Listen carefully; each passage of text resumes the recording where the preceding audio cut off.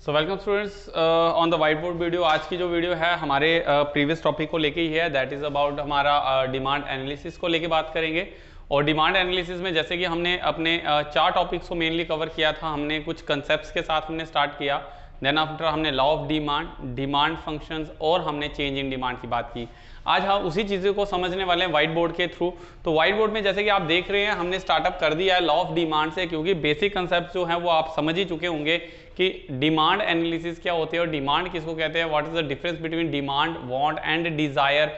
तो अगर मैं बात हल्की सी यहाँ पे कर दूं वांट, डिमांड एंड डिजायर की, तो वांट, डिमांड एंड डिजायर, तो तीनों चीजें हमारी इकोनॉमिक्स के अलावा अलग रहती हैं। सबसे मैटर करती है विलिंग एंड एबल टू पे और परचेज। तो ज़्यादा वेस्ट ना करते हुए टाइम जल्दी से स्टार्ट करते हैं अपनी वीडियो। और वीडियो में हम स्टार्ट करने हैं सीधा सीधा लॉ ऑफ डिमांड। सो सबसे स्टार्टिंग करेंगे इसकी इंट्रोडक्शंस को लेके स्टूडेंट्स। सो इंट्रोडक्शंस क्या कहती है, that there is a negative relations between X and Y, यानी कि नेगेटिव रिलेशन है किसके किसके बीच में, प्राइस एंड क्वांटिटी डिमांडेड के बीच में। तो प्राइस एंड क्वांटिटी डिमांडेड की अगर बात करें, इन दोनों के बीच में क्या है, इनका नेगेटिव रिलेशंस है। यानी कि अगर आपका प्राइस बढ़ेगा तो आपकी क्वांटिटी डिमांड क्या होगी, कम होगी, और अगर आपकी प्राइस कम होगी तो आपकी क्वांटिटी डिमांड जो है यहाँ पे बढ़ने वाली है। ये चीज सबसे ज्यादा मुद्दे वाली बात है। यहाँ पे आपको यही चीज समझना है कि इन दोनों के बीच में नेगेटिव रिलेशन कैसे है। सो बात करें इसकी अजम्पशंस को लेके, तो स्टूडेंट्स यहाँ पे अजम्पशंस निकल के क्या आ रही हैं, हमारी प्राइस ऑफ रिलेटेड गुड जो रहेगी, आपकी जो इनकम रहेगी, आपका जो टेस्ट रहेगा, future expectation, number of population and income distribution जो होंगी, वो सारी की सारी क्या रहेंगी, आपकी कांस्टेंट रहेंगी। अगर आपने प्रीवियस वीडियो नहीं देखी है प्लीज उसको एक दफा देख ले, उसके बाद ही ये आपको समझ आएगा, क्योंकि ये हमारा क्विक ओवरव्यू रहता है। अब बात करें टेबल के थ्रू अगर इसको समझाएं, तो उस टेबल से हमने छोटा वाला टेबल लिया है। यहाँ पे आप टेबल देखें तो यहाँ पे हमने एक साइड लिया अपने प्राइसेस और सेकंड साइड अगर देखें हमने लिया अपना क्वांटिटी डिमांडेड। और ये इंडिकेट करता है कि जब किसी चीज का प्राइस 10 रुपए था तो हम कितनी क्वांटिटी डिमांड कर रहे थे, 20 की, यानी कि 20 यूनिट्स जो थे कमोडिटी एक्स हम कंज्यूम कर रहे थे या डिमांड कर रहे थे। बट अगर प्राइस उसका सडनली कम हो जाता है तो एज पर द लॉ उसकी डिमांड क्या हो जाएगी, बढ़ जाएगी। तो यानी कि अगर किसी भी चीज का प्राइस कम होगा तो उसकी डिमांड बढ़ेगी। इसका मतलब ये नहीं है कि सर प्राइस बढ़ने पे डिमांड का क्या होगा, तो नेगेटिव रहेगा। अगर प्राइस बढ़ेगा तो उसकी डिमांड कम हो जाएगी। तो इसी चीज को हम डायग्रामेटिकली अगर यहाँ पे समझाएं तो कहते हैं कि एक्स एक्सिस पे हम ले रहे हैं यहाँ पे यूनिट्स और हम वाई एक्सिस पे ले रहे हैं यहाँ पे प्राइसेस। तो यहाँ पे एक्स और वाई एक्सिस का अगर हम ध्यान से देखें तो हमने कहा कि जब रेट 10 था तब हम कितनी क्वांटिटी 20 ले रहे थे, और जब प्राइस हमारा 5 हो गया तो हमने अपनी क्वांटिटी को बढ़ा दिया। And by joining these point we getting a curve जिसको हम कहते हैं डिमांड कर्व। सो गाइज यहाँ पे ध्यान रखना कि डिमांड कर्व जो होती है वो लीनियर भी होती है और नॉन लीनियर भी होती है। लीनियर और नॉन लीनियर में फर्क इतना आता है कि नॉन लीनियर जो होगी वो नॉन लाइन रहेगी। ये डिपेंड करेगा कि आपका प्राइस के चेंज होने पे आपकी डिमांड अलग अलग किस तरह से कंजम्पशन रहेगी। तो ये चीज रहती है लीनियर और नॉन लीनियर। हमने नॉर्मली समझाने के लिए लॉ ऑफ डिमांड को समझाएं, यहाँ लीनियर और नॉन लीनियर का कंसेप्ट नहीं निकल रहा है। यहाँ पे हम बस बता रहे हैं there is a negative relation. यहाँ पे क्या है, नेगेटिव रिलेशन है between price and quantity demanded, और ये क्या है, हमारी स्लोपिंग डाउनवर्ड है। और स्लोपिंग डाउनवर्ड इंडिकेट करता है यहाँ पे law of diminishing margin utility को भी, जो हम वहां पे नहीं समझाते वो हम व्हाइट बोर्ड में समझाते हैं। इसीलिए कहता हूं कि पार्ट 1 के साथ पार्ट 2 देखना ना भूलें। सो लॉ ऑफ डिमिनिशिंग की वजह से कहता है, एक लॉ यहाँ पे भी निकल के आता है दैट डिमांड कर्व जो होती है वो स्लोपिंग डाउनवर्ड होती है, क्योंकि जैसे जैसे आदमी किसी क्वांटिटी को ज्यादा कंज्यूम करेगा तो नेचुरली उसकी सेटिस्फेक्शन कम होगी और वो उस चीज की डिमांड भी कम करना ही प्रेफर करेगा। अब बात करें इसके एक्सेप्शंस की, तो exceptions of law of demand क्या कहता है कि एक्सेप्शंस कहता है कि सबसे पहले कि जहां पे लॉ काम नहीं करता वो सबसे पहले चीज आती है गिवन गुड्स। और जब हम बात कर रहे हैं गिवन गुड्स की, तो प्रोफेसर वेबलर ने इस चीज के लिए कहा था कि गिवन गुड्स जो होते हैं वो एक इंफीरियर गुड्स होते हैं। और इंफीरियर गुड्स का मतलब वो चीजें जहां पे आपका प्राइस का और आपकी डिमांड का रिलेशन क्या रहेगा, पॉजिटिव रहेगा। यानी कि अगर कोई चीज आपको ज्यादा रेट बढ़ रहे हैं उसकी डिमांड बढ़ेगी, और जब उसके रेट कम होंगे आप उसकी डिमांड भी कम कर देंगे। सडनली सपोज कीजिए आप कोई चीज कंज्यूम करना प्रेफर करते हैं like pizza, hot dog, burger, कुछ भी, और आपको पता चले वहां वाला जो रेट है वो धीरे धीरे कम किए जा रहा है। एग्जाम्पल के तौर पे आम का सीजन है, पता नहीं वीडियो कब देख रहे हो बट अभी आम का सीजन चल रहा है, तो दो अगर लोग खड़े हैं आम बेच रहे हैं और एक आदमी सस्ते आम बेच रहा है, तो हमें लगेगा वो पता नहीं उसने रेट क्यों कम किया है, वो अच्छे आम नहीं होंगे, हम उसकी डिमांड भी नहीं करेंगे।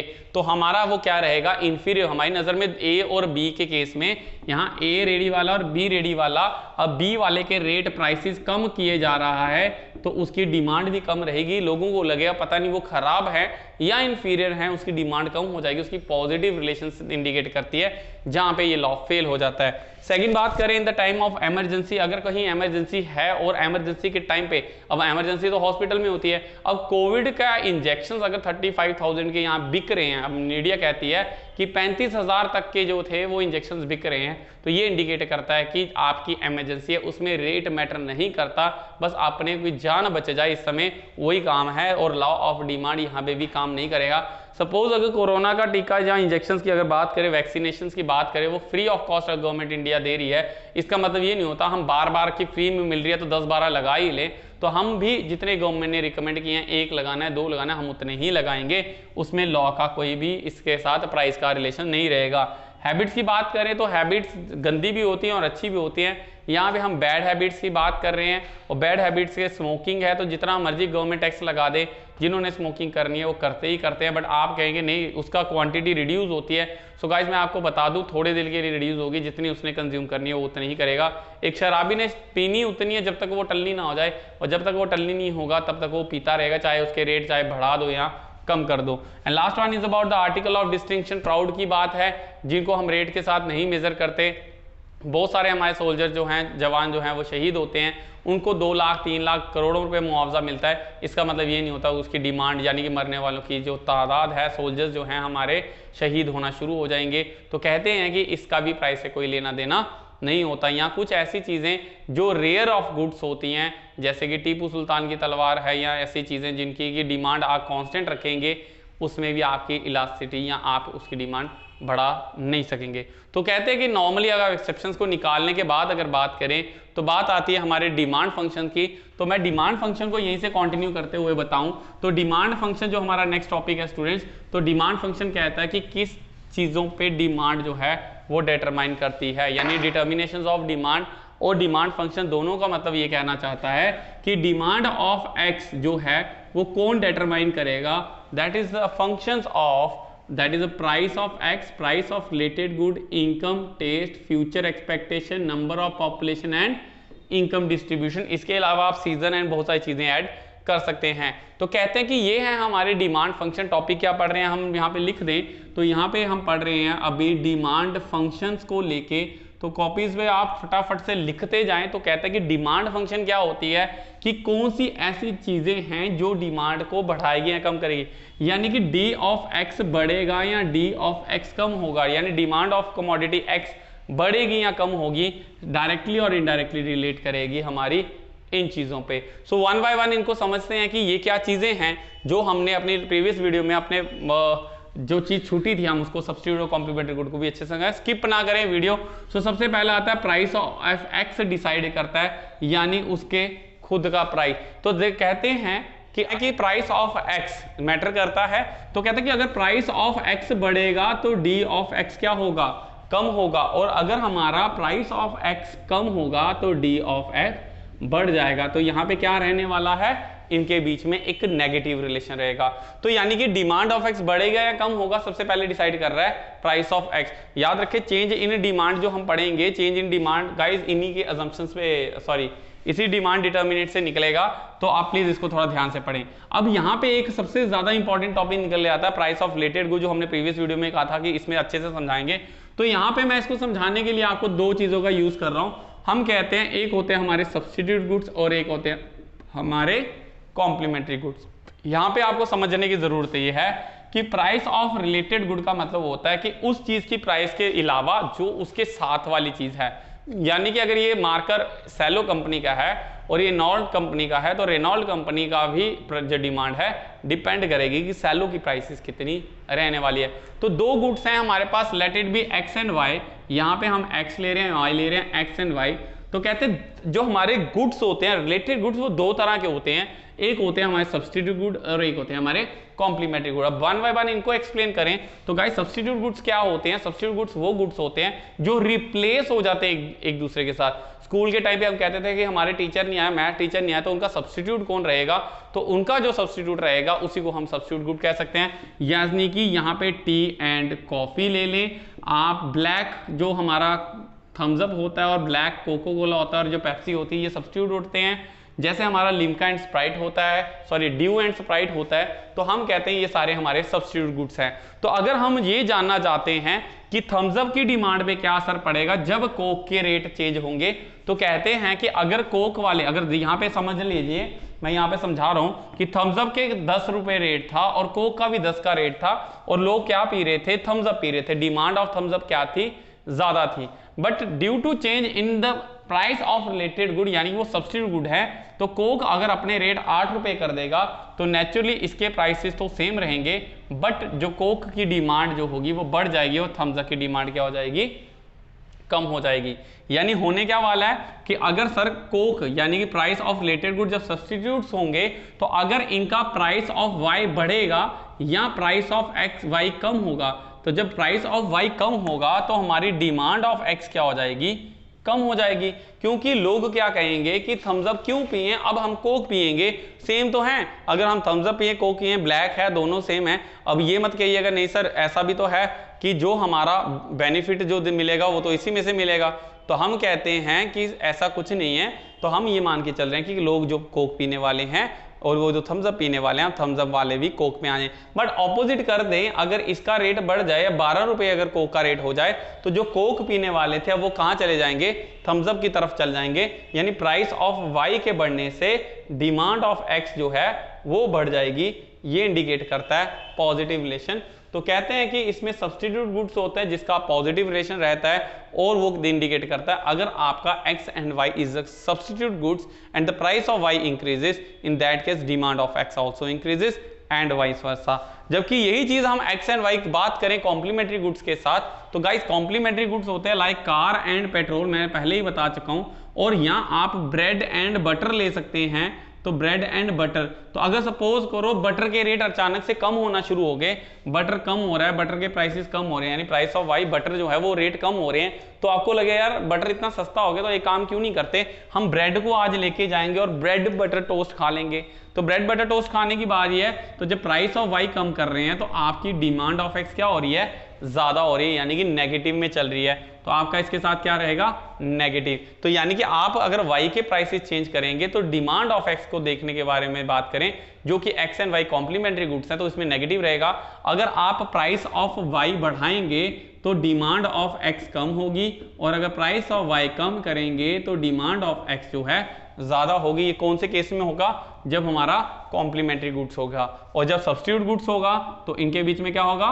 पॉजिटिव रिलेशन रहेगा। ये बहुत इंपॉर्टेंट टॉपिक है, ये मोस्टली क्वेश्चंस आता है कि if x and y is the complementary goods and the price of y increases, तो हमारी डिमांड पे क्या असर देखने को मिलेगा। तो आपको यहीं से पता चलेगा कि ये कॉम्प्लीमेंट्री गुड्स है। नेगेटिव रिलेशन बताया सर ने, प्राइस ऑफ y अगर आप बढ़ा रहे हैं तो डिमांड ऑफ x जो होगी वो कम होगी। बात करें नेक्स्ट डिटर्मिनेंट के साथ, तो बाकी के जो डिटर्मिनेंट्स हैं, अब वन बाय वन इसको बात करें तो y का मतलब होता है यहाँ पे इनकम, और y इंडिकेट करते हैं इनकम। तो इनकम कहती है जब आपकी इनकम बढ़ेगी तो नेचुरली आपकी कंजप्शन और आपकी डिमांड भी बढ़ जाएगी, और अगर आपकी इनकम कम होगी तो डिमांड ऑफ x जो होगी वो भी क्या हो जाएगी गाइज? यहाँ पे कम हो जाएगी। बात करें टी की, तो टेस्ट एंड प्रेफरेंस, तो जिस चीज का आपका टेस्ट बढ़ेगा तो नेचुरली डिमांड ऑफ एक्स भी क्या रहेगी? उसकी ज्यादा रहेगी, और अगर टेस्ट और प्रेफरेंस कम होगा तो आपकी डिमांड ऑफ एक्स भी जो होगी वो कम हो जाएगी। तो फ्यूचर एक्सपेक्टेशंस की बात करें तो फ्यूचर में, अब यहाँ पे थोड़ा सा मैं इसको भी थोड़ा डिटेल में समझा दूं, अगर फ्यूचर को लेके बच्चे बहुत सारे कंफ्यूज होते हैं, और मुझसे बहुत सारे बच्चों ने पूछा भी था कि सर फ्यूचर एक्सपेक्टेशंस को कैसे हम समझें। तो देखो फ्यूचर एक्सपेक्टेशन विद प्राइस, अब फ्यूचर एक्सपेक्टेशन विद प्राइस की अगर बात कर रहे हैं हम, तो कहते हैं कि प्राइस आज नहीं बदल रहे, ये है फ्यूचर में है और एक्सपेक्टेड है, हुआ नहीं है या कंफर्म नहीं है। तो कहते हैं हमें अगर पता चले कि फ्यूचर में क्या रेट बढ़ने वाले हैं, अगर फ्यूचर में प्राइसेस बढ़ेंगे तो आज डिमांड देखेंगे आज के हिसाब से आज क्या डिमांड है। तो फ्यूचर में प्राइसेस बढ़ेंगे तो डिमांड आज क्या होगी, उसकी डिमांड आज बढ़ जाएगी। क्यों बढ़ जाएगी भाई? क्योंकि हमें लगेगा कि अगर फ्यूचर में प्राइसेस बढ़ रहे हैं तो आज ही वो सस्ती है तो आज इसको परचेज कर लेते हैं। बट अगर फ्यूचर में उसके प्राइसेस कम होंगे तो हम सोचेंगे आज, डिमांड आज की देखेंगे, प्राइस हम फ्यूचर का देखेंगे। तो फ्यूचर में हमें क्या एक्सपेक्टेड है कि नवरात्रों में आलू महंगे हो जाएंगे तो बेटर है नवरात्रों से पहले ले लें, और अगर आपने प्याज लेना है तो नवरात्रे में ले, नवरात्रों में हमारे प्याज सस्ता हो जाएगा तो वो बेनिफिट रहेगा। बात करें एनपी की तो that is about the number of population. तो नंबर ऑफ पॉपुलेशन क्या इंडिकेट करती है कि जितनी नंबर ऑफ पॉपुलेशन बढ़ेगी उतनी ही डिमांड ऑफ एक्स भी बढ़ेगी, और जितनी नंबर ऑफ पॉपुलेशन कम होगी उतनी ही डिमांड ऑफ एक्स जो होगी वो कम हो जाएगी। साथ ही साथ अगर बात करें इसके, हमारा लास्ट रहता है that is about the income distribution. तो गाइज इनकम डिस्ट्रीब्यूशन भी यही चीज कहती है कि अगर आपकी इनकम ज्यादा से ज्यादा डिस्ट्रीब्यूट होगी उतनी ही हमारे लोगों की इनकम बढ़ेगी और इतना ही ज्यादा डिमांड भी बढ़ जाएगी। बट इन्हीं अजम्पशंस डिमांड फंक्शंस के बेस पे अब हमारा नेक्स्ट टॉपिक जो निकलने वाला है that is about your change in demand. तो मैं यहाँ पे एक दफा बना लूं इसको, तो डिमांड जो होगी वो चेंज होगी गाइस दो तरह से। यहाँ पे दो तरह का मैं यहाँ पे बना दूं, एक होती है हमारी कौन सी, that is about the movement, and second जो रहती है हमारी यहाँ पे गाइस क्या रहेगी, शिफ्टिंग। तो मूवमेंट की अगर बात करें और शिफ्टिंग की बात करें, सारी की सारी गेम ऊपर वाले डिटर्मिनेंट्स की हैं। अगर आपको डिटर्मिनेंट समझ है तो आपको सब समझ आ जाएगा। याद रखना इसके साथ नेगेटिव रिलेशन है और हमारे यहाँ पे कॉम्प्लीमेंट्री गुड के साथ नेगेटिव रिलेशन है, बाकी सबके साथ positive positive positive positive and positive relations ही रहने वाला है। तो मूवमेंट कहते हैं कि मूवमेंट का मतलब होता है जब हम एक ही डिमांड कर्व पे पॉइंट ए से बी या पॉइंट बी से ए पे जाएं, यानी कि एक ही डिमांड कर्व पे हम चेंज हो रहे हैं। जबकि शिफ्टिंग की बात करें तो शिफ्टिंग पूरी की पूरी डिमांड कर्व ही या तो राइटवर्ड या फिर लेफ्टवर्ड शिफ्ट होती है। तो राइटवर्ड और लेफ्टवर्ड, इनवर्ड एंड आउटवर्ड, ये वर्ड आप इकोनॉमिक्स पढ़ रहे हैं तो सीख लें, तो ये आपके हेल्पफुल होती है। तो मूवमेंट कब होती है, जब सिर्फ सर सेम डिमांड कर्व पे रहेंगे, और शिफ्टिंग होती है जब पूरी डिमांड कर्व ही चेंज हो जाती है। बट मूवमेंट कब होगी, जब सिर्फ और सिर्फ ये वाला price of x, guys I hope आपको दिख रहा है, आप 1080p पे बना लें इसको, 1080p यानी कि HD पे आपकी वीडियो चलेगी, आप प्लीज इसको हाई रेजोल्यूशन में कर लें, कोई दिक्कत नहीं है, डाटा थोड़ा सा जाएगा लेकिन इतना भी कोई टेंशन वाली बात नहीं है। सो P ऑफ एक्स के वजह से जब सिर्फ price of price x change होता है तब हम कहते हैं मूवमेंट होती है, और बाकी कोई भी अगर इसमें से चीज एक भी चेंज होगी तो हम कहेंगे क्या होगी हमारी, that will call the shifting. हम कहते हैं मूवमेंट के टाइम पे बाकी सारी चीजें क्या रहती हैं आपकी, कांस्टेंट रहती हैं। बाकी यानी कि income, taste, preference, future expectation, number of population सारी कांस्टेंट रहती है, चेंज होगी सिर्फ और सिर्फ प्राइस ऑफ एक्स। और शिफ्टिंग के टाइम पे हम कहते हैं प्राइस ऑफ एक्स कांस्टेंट रहेगी, बाकी अगर कोई भी चीज चेंज होगी, कोई भी एक चीज चेंज होने से आपकी जो डिमांड होगी वो चेंज होगी in the form of shifting. तो मूवमेंट पे अगर बात करें तो मूवमेंट भी दो तरह की आती है, आपकी आती है एक एक्सटेंशन या हम इसको एक्सपेंशन कहते हैं, या आती है आपकी कॉन्ट्रैक्शन।